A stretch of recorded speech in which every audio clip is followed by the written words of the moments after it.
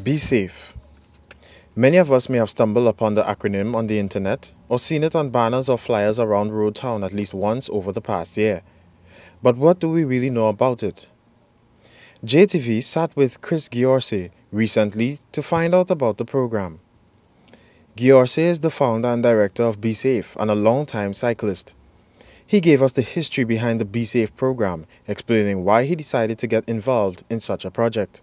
The idea is something that I've been thinking about for many, many years, trying to reach an age group of children to educate them to better cycling safety methods, which I really feel is going to eventually affect how they even drive. I mean, one of my catchphrases for the program is influencing tomorrow's drivers today, which is essentially, I think if you learn how to ride a bicycle correctly, it's your first moving vehicle, it's the first freedom you're going to feel getting out of the house and going around. I mean, the BVI is a bit challenging because of all the hills and the lack of secondary roads, if you will. But the overall concept was to offer kids a free program so that there's no financial questions about how to get a bike or any of that business. And essentially when they sign up for the program, I give them a helmet.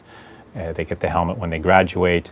And that, you know, the primary message I'm trying to give these children is that the helmets these days are so easy to put on and wear. It's like wearing a hat. There's no reason not to put it on. And we'll see. It's going to take a while to change that thought process of just jumping on a bike without a helmet. Giorse went on to talk about the first BSAFE youth cycling races, which were held at the H. Laverty Stout Community College on Sunday, October 4th. The races were held on the same day with the annual Jason Barley Memorial Race, and Giorse shared that the event was a success, with over 70 children participating in the various events. This summer I tried to get a summer program going. There was, you know, I'm still growing. There wasn't enough time to coordinate funding and the timing. I didn't get the proposals into the proper organizations that could have helped me organize the summer program. But I did want to tie in a race with Jason Bally Memorial Road Race, which is now our biggest race of the year, where we you know, essentially we don't have enough bike riders to compete against one another to really see who has the leg speed to compete overseas in other islands in the Caribbean.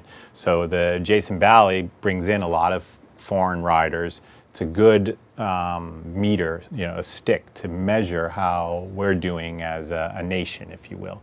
And from that, we crown a national champion. What I wanted to do is offer something for the kids of all ages, make it a free event.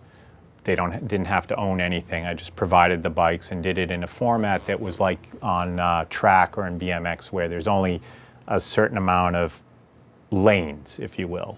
And then there's a series of elimination races to then determine who would be the national champion in those age groups.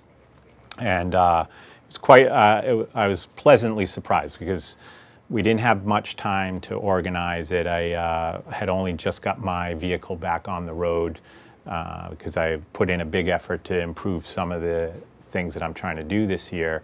And as always, it takes a little longer than you expect. But with 8 days notice, essentially we had over 70 kids show up. And the biggest age group was the 8 to 10-year-old age group, which I've been focusing on in the public schools.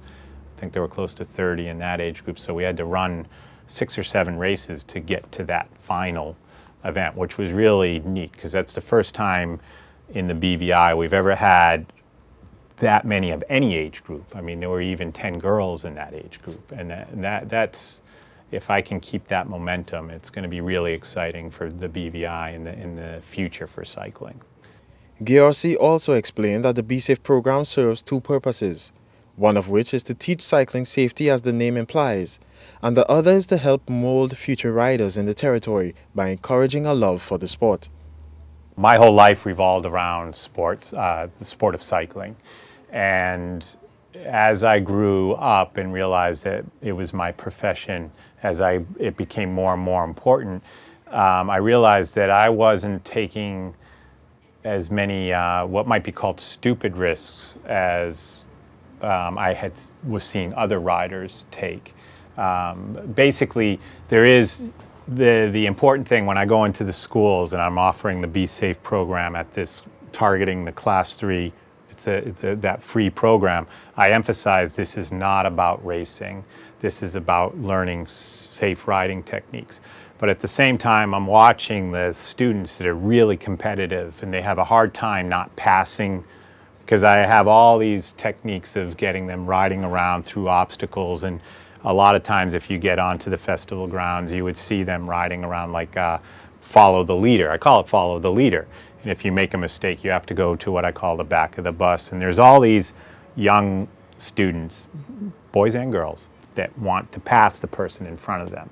And I emphasize that, you know, you need to know, one, when to pass, and that you're not passing because it's a race, you're passing because I've given you permission or it's safe to pass. How that links into the bike racing is in this twisty, turny little event, there are a few little bumps and mishaps, which is normal for BMX riding. I mean, there's no jumps in this particular, it's just all on the flat grass. And what I am hoping is some of these more competitive kids realize that there's a safe time to pass even in bike racing. It's not just about going fast in a straight line. I mean, that's the 100-meter dash. You know, Usain Bolt, stay out of his way, and you know, and then the 200.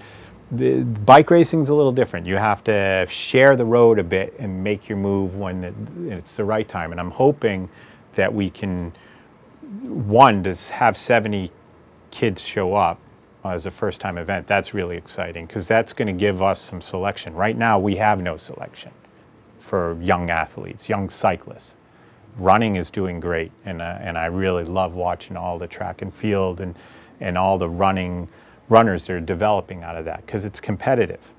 If there's a certain group of kids that are interested in cycling, we can provide that competition, and they start learning now that it's not just about going in a straight line. You do have to know when to make your move and to do it safely. Then I'm hoping to create some competitors that will be well respected, and because there's, in the bigger world of cycling, there is, yes, you're fast, but if you're a rider that pushes the limits and intimidates people, because there's a lot of intimidation that can happen in bike racing, that's not the type of message I want to send. I want to find students that are interested in riding as a sport, but that they'll stick to some of the, for want of better English, more honorable codes that exist that aren't written down, but there's a feeling in cycling when you're surrounded by 200 riders, which the bigger races in Europe, that's how many are there. If you don't behave correctly, you're always going to have resistance to move up. So if you learn those little things from the very beginning, and then you have the talent, the doors just start opening up. So that's kind of how the two, I envision the two growing together, the BSAFE program and then some racing, which the moniker of BSAFE is kind of being attached to that because it's becoming so popular. The BSAFE director also took the time to talk about some of the future endeavors of the program, sharing that similar activities as the races at the college are definitely on the agenda for the near future. Well, to continue on with what I'm calling the BSAFE Level 1, which is the free program for public schools, Class 3 age children, which is starting up this Tuesday with Althea Scatliff. I'd like to develop a second level where the ones who went through the program last year will have an opportunity to develop and grow further. And then I want to try and do some one-day events where it's all comers, open to the competition the way we did during Jason Valley's race. And you know, that one I want to call the National Championships from this point forward, as like say that's the biggest race, but all the other ones will just give me an opportunity to see who's developing and maybe showing promise, because out of that whole age group, I mean, we have a wide open door for BVI cyclists.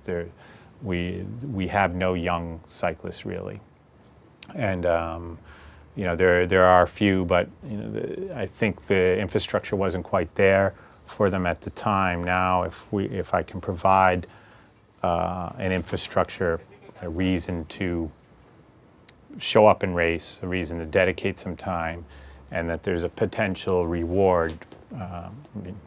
I got into bike racing because I was making more money than any of my friends working at Burger King or whatever, doing a paper route when they were 15. So, there is, I'm not saying that was the right reason, but it did get me out of a lot of trouble, and that's really what I think. Some of the kids have so much energy that if we give them an opportunity to get rid of it through competition, maybe they'll stay focused on a path that everybody as adults calls the right path. So if you are interested in enrolling your child in the BSAFE program in the hopes of perhaps shaping the next BVI cycling champion, make sure that you contact Chris today and start training your child for tomorrow. This year, St. Martin's Aurelian Moyen rode away with the Jason Barley Memorial title. Maybe, just maybe, there's a BVI champion in the making through the BSAFE program who will hoist the trophy in the near future. This is Walter Barrett, Beyond the Headlines.